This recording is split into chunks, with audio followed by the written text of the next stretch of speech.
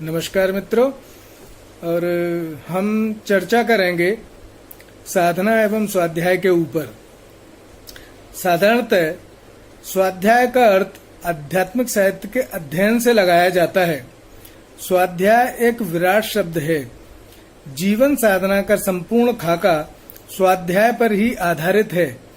स्वाध्याय का दूसरा अर्थ है स्व अध्याय, यानी अपना अध्ययन करना। अपना यानी अपने शरीर, इंद्रिय, मन, बुद्धि, आत्मा का अध्ययन करके परमात्मा के दर्शन की योग्यता प्राप्त करना और आत्मदर्शन को प्राप्त होना। जिस प्रकार चिकित्सक एक व्यक्ति का एक निश्चित मानदंड व निश्चित सूत्र के अनुसार परीक्षण करके यह पता लगाता है कि व्यक्ति के स्वास्थ्य का स्तर क्या है, अगर अस्वस्थ है तो किस अंग का कौन सा मर्ज है, वह उसका क्या निदान है, उसी प्रकार अपने व्यक्तित्व का एक निश्चित मानदंड के अनुरूप आत्मनिरीक्षण और विश्लेषण किया जाए तो व्यक्ति स्वतः यह पता लगाने में समर्थ हो जाएगा कि उसके व्यक्तित्व का स्तर क्या है। योग साधना प्रारंभ करते समय साधना के साथ साथ अगर उसे यह भी पता रहे कि उसको किस बिंदु को पहचानना है, उसकी साधन की गति ऊर्ध्व है या अधोगति है, अगर ये पता करते रहें तो साधना का सफर ज्ञानवर्धक व उत्साहवर्धक रहेगा। और साधना में हमारे 25 चिंतन बिंदु हैं और उन 25 चिंतन बिंदुओं को मानसिक रूप से नित्य प्रति 2 या 3 बिंदुओं पर प्राणायाम के साथ सरसरी नजर डालकर देखें। दीर्घकाल के अभ्यास से यह प्रक्रिया निरंतर बन जाएगी। वो प्रतिपल आत्मनिरीक्षण का स्वभाव बन जाएगा। और गलती होने से पूर्व गलत तरंग का या तो मन में निरोध हो जाएगा अथवा गलती करते ही प्रायश्चित करके चित्त शुद्धि का स्वभाव बन जाएगा। यह स्वभाव साधना की पात्रता का सुदृढ़ आधार सिद्ध होगा।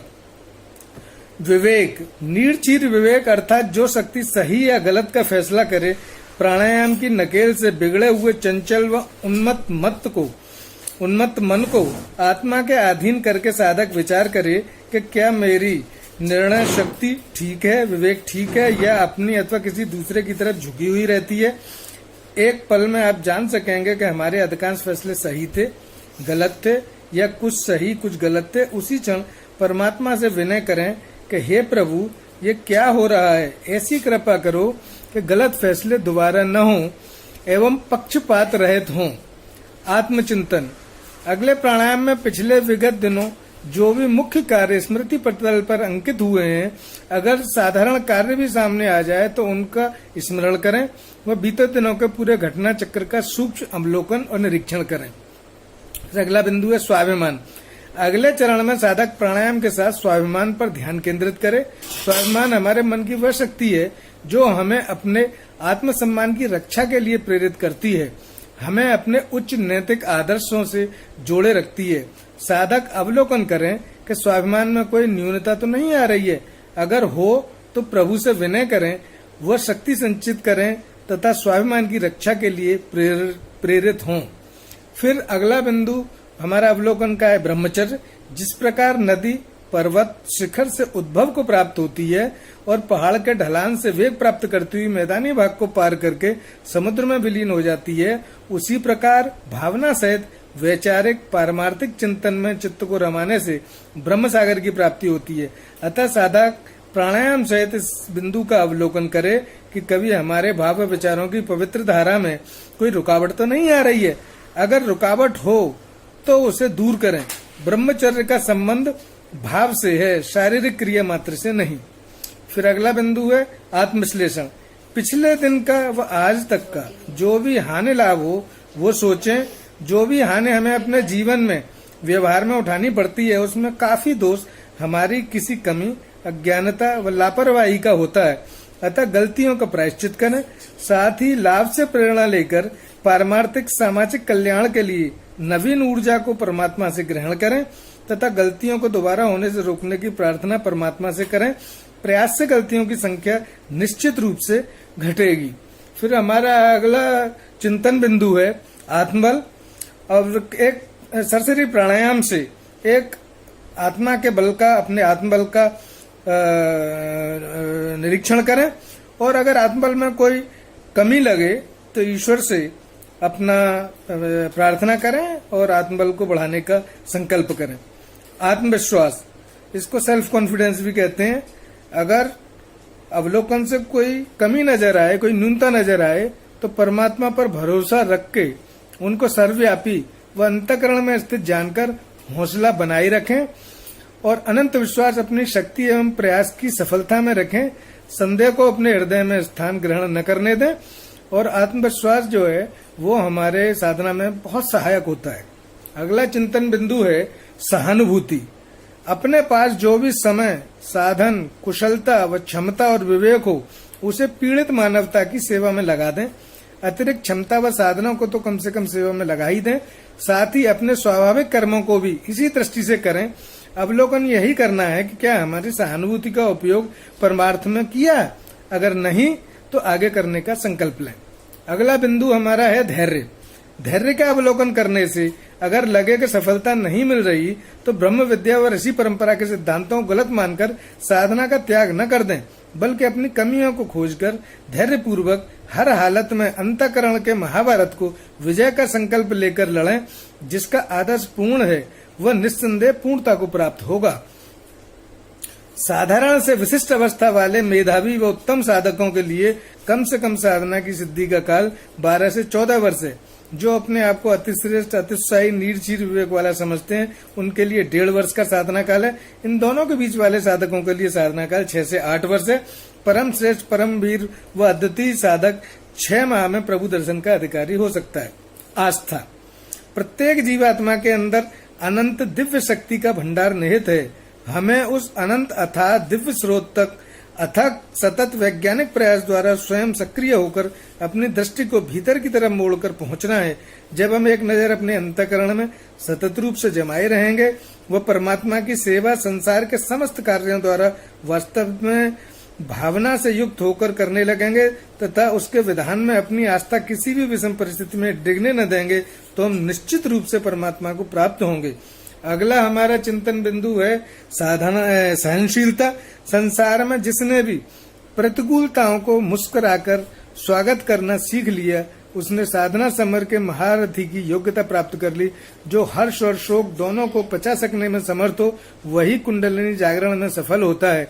जो डर गया या विचलित हो गया भयंकर कष्ट से या बहुत बड़ी खुशी मिलने से, वह ज्ञानमय कोश की ब्रह्मांडी धारा को सहन करने एवं आत्मज्ञान प्राप्त करने में कैसे समर्थ होगा। अतः सहनशीलता की कमी लगे तो इसे तब समझकर, आवश्यक योग्यता समझकर विकसित करें। अगला बिंदु है तृप्ति। तृष्णा व अतृप्ति हमारी समस्त शक्ति को ईर्ष्या, द्वेष एवं आत्मग्लानि में जलाकर हमें खोखला कर देती है। अतः जो प्राप्त हो उसमें तृप्त रहकर अपने कर्तव्य कर्म में उत्साह पूर्वक लगे रहें। कृतज्ञता, जिसने जो भी उपकार किया है उसे अंतःकरण में याद करके प्रभु को धन्यवाद दें तथा समय समय पर कृतज्ञता ज्ञापन भी कर दें। साथ ही उसी भावना से खुद भी विश्व कल्याण में रत रहें। साधक व गुरु व परमात्मा की महती कृपा होती रहेगी। सहृदयता, तो अपने सांसारिक साथियों के सुख में प्रसन्नता का अनुभव करते हुए शामिल होना एवं उनके दुख में सहानुभूति पूर्वक साथ रहना, इस बिंदु पर भी नजर डालें तथा अपनी स्थिति में सुधार करते रहें। सहृदयता, अपने सांसारिक साथियों के सुख में प्रसन्नता का अनुभव करते हुए शामिल होना व उनके दुख में सहानुभूति पूर्वक साथ रहना, इस बिंदु पर भी नजर डालें तथा अपनी स्थिति सुधारते रहें। अगला बिंदु है संवेदनशीलता। संसार के घटना चक्र के सूक्ष्म तक आयाम को भी हृदय में जागरूक होकर ग्रहण करना तथा विश्व कल्याण की भावना का विकास करके मानवता की सेवा करने को आतुर रहना। अगर हम संसार का पतन देखकर भी अपने स्वार्थ में रत हैं, सिर्फ अपने घर परिवार का भलाई सोचते हैं, तो हम संसार के प्रति व मानवता के प्रति उदासीन हैं। यह भी योग मार्ग की बाधा सिद्ध होगी, अतः इससे बचें। अगला चिंतन बिंदु है मातृ एवं पितृ भक्ति। यह बहुत महत्वपूर्ण चरण है। इसका अवलोकन करके देखते रहें कि भक्ति भाव कैसा चल रहा है। अगर भाव में न्यूनता आए तो सुधार करें। ऐसा आचरण करें जिससे माता पिता को भी ब्रह्म ज्ञान व मुक्ति प्राप्त हो। आज के समय में अधिकांश माता पिता स्वयं परम पद से विरत हैं, ऋषित्व विहीन है। अतः आज परमार्थी सपूतों की आवश्यकता है जो अपना व अपने माता पिता एवं समस्त विश्व समुदाय का कल्याण करने की योग्यता रखते हों। फिर है समयोपयोगिता। हमारे पास बहुत सारा खाली समय है, फिर भी हम कहते हैं कि समय नहीं मिलता साधना के लिए। नहाते धोते, खाना बनाते, आते जाते, बस या रेल में बैठे हुए किसी का इंतजार करते समय, कार्यालय में खाली बैठे यात्रा करते समय, दैनिक कार्य से निवृत्त होते समय तथा कम एकाग्रता का काम करते समय मन के एक छोर से हम कार्य करते रह सकते हैं तथा दूसरे छोर से प्रभु स्मरण करते रह सकते हैं। स्वयं को किसी पारमार्थिक रचनात्मक कार्य, सेवा एवं कला में भी लगा सकते हैं। अतः अवलोकन करें कि समय का सदुपयोग हो रहा है या नहीं। यही हमारा टाइम मैनेजमेंट है। व्यवहार कुशलता, एक्सपर्ट बिहेवियर। अपना अवलोकन करने से अपने व्यवहार को कुशल बनाए रखें। प्रयास द्वारा व्यवहार को हम नियंत्रित कर सकते हैं। यह हमारे ज्ञान के अंतःकरण पर पड़ने वाले प्रभाव का मानक सिद्ध होगा।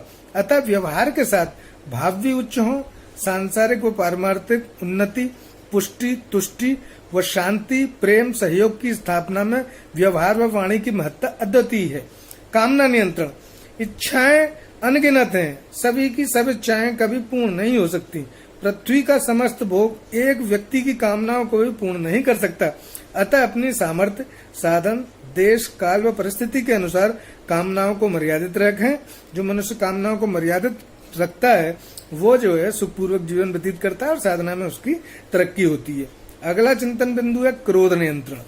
क्रोध का मर्यादित प्रयोग करें। हर समय क्रोधित न रहें, क्योंकि क्रोध अधिकतर ज्ञान शक्ति का नाश करता है तथा साधक अपने श्रेय साधन से गिर जाता है। हर समय क्रोधित रहने वाले व्यक्ति का स्वास्थ्य, शांति व शक्ति क्षीण हो जाती है। अतः जहाँ तक हो सके अपवाद स्वरूपी क्रोध को हावी होने दें, अन्यथा हर संभव क्रोध को नियंत्रित रखें। घमंड का नियंत्रण। विकास की प्रारंभिक अवस्था में कुल, देश व ग्राम का अभिमान सहायक होता है। यह हमें अपनी मर्यादा की रक्षा करने की प्रेरणा देता है। इससे आगे साधना की ऊंची अवस्थाओं में घमंड का पूर्णतः त्याग करना पड़ता है। अतः साधन की स्थिति के अनुरूप अवलोकन द्वारा घमंड को नियंत्रित रखें। अगला चिंतन बिंदु है लोभ नियंत्रण। लोभ को एक सीमा के अंदर ही नियंत्रित रखें, उस पर कंट्रोल करने की कोशिश करें। साधक को भी मोक्ष व ब्रह्मानंद का लोभ तो होता ही है, अन्यथा वह साधना की ओर प्रेरित न होगा। हालांकि जीवन की मुक्ति अवस्था प्राप्त होने पर साधक समस्त वृत्तियों से छूट जाता है और लोभ का नाश हो जाता है। आसक्ति नियंत्रण। सांसारिक वस्तुओं, पदार्थों व प्राणियों को सदा सच रहने वाला मानकर अत्यधिक मोह करने का नाम आसक्ति है। हमारे अंदर जुड़ने व अलग होने अर्थात संयोग और वियोग दोनों होना जरूरी है। वियोग की शक्ति से ही हम आसक्ति से छूटकर फलासक्ति या फल की आशा छोड़कर निष्काम कर्म करने के लिए प्रेरित होते हैं।